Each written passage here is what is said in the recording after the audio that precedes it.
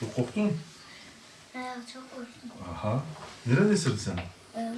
Ayağını. İyileşmiş. Yara izi var. Bakabiliriz. Bizim ne? İyileşmiş. Ve o öbür çocuk öyle sıkıntı olunca bu sefer yeğenim iyi oldu yani. Onun İkisi aynı anda mı olmuş yoksa ayrı ayrı? Yok, bundan önce olmuştu yani onun yaklaşık 40 gün falan olmuştu, bu sonra oldu. O Allah öyle Allah. tedbir amaçlı onu Ankara'ya gönderince bu sefer bunun babası da panikleşti. Dedi acaba bizimki de tamam, olabilir mi? O yüzden oldu. Bu da- Elhamdülillah gayet iyidir şu an. Bunu nereye götürdü? Hangi hastaneye götürdü? Bunu da Hacettepe'ye götürdüler. Ankara'ya Ankara, gitti, o hastaneye götürdüler. Senin ismin neydi? Polat. Polat. Bu şey. Kaçıncı sınıfa gidiyorsun Polat? Nerede? Dersler nasıl? Hı? Dersler iyidir. Allah seni başlasın.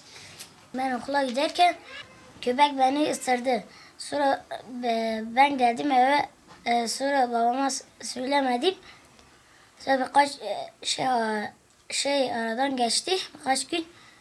Sonra ben babama anneme söyledim. Sonra beni hastaneye götürdüler. Orada beni Ankara'ya sevk ettiler.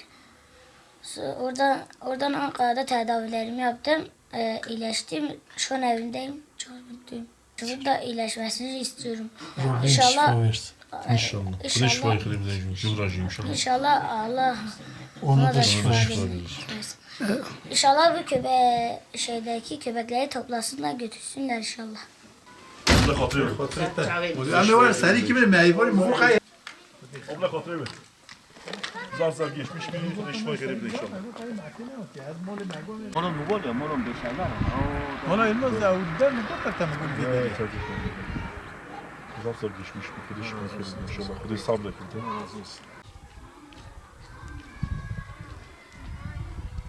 Nasıl şehir merkezi yapılıyor mu başım?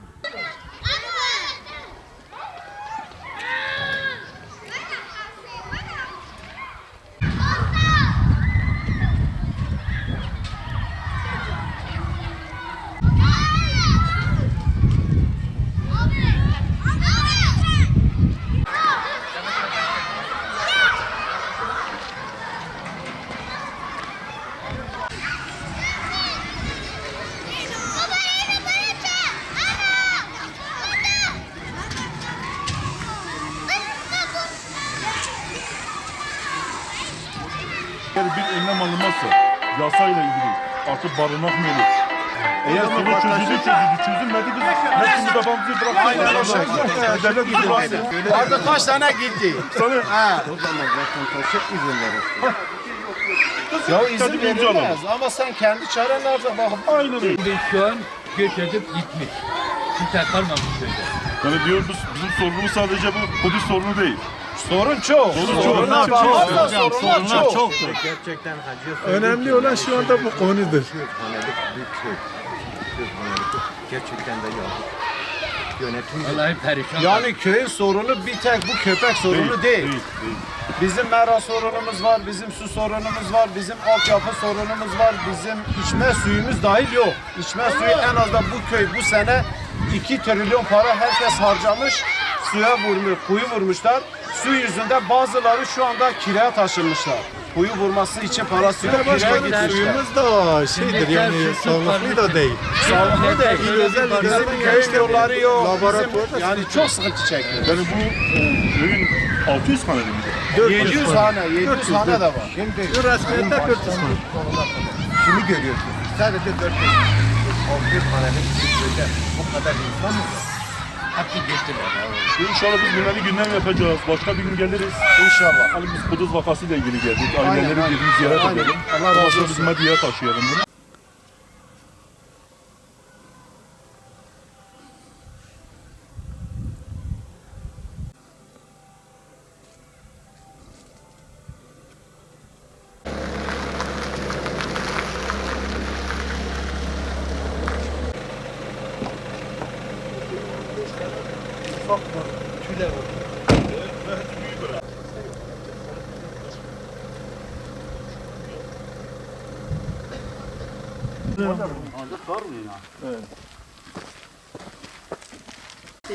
Ben o gün demeye doktor yattım onu.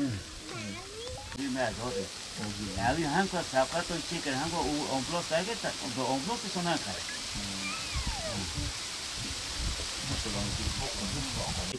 Ha, 1.700 metre.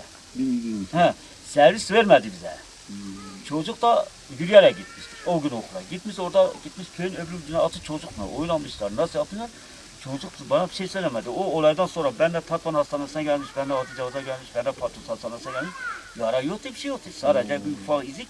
Yemiş de ablası da sıkıntıda düşmüş. Hiç haberimiz yok. Babasını yurda atıyor, Aynen. ağzı köpek sağlıyor. Hadi gelsin ben torunumu kurtarsın, hayvan sever gelsin. Vallahi öyle. Bu ne biçim işte? Aynen öyle. Yani aferin bir köpek, tamam köpek de hayvan. Ama hani hayvan sever nerede? Yani bir önlem alınması lazım. Önlem olması lazım. Tabii tabii önlem alınması lazım. Adam affedersin köpek evin haraba evler var, bozuk evler var. 5-6 tane şey çıkarıyor, bala çıkarıyor. Adam yetkiliye de söylemiyor. Büyüdükçe de bir şey de yapamıyor köpeklere. O bu şekilde oluyor.